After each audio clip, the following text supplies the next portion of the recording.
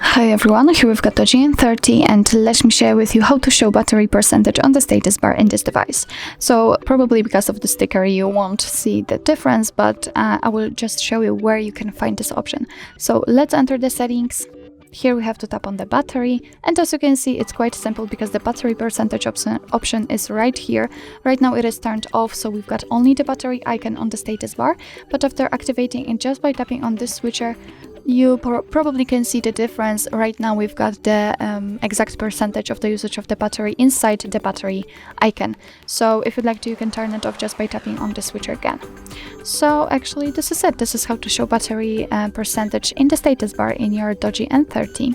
Thank you so much for watching. I hope that this video was helpful, and if it was, please hit the subscribe button and leave the thumbs up.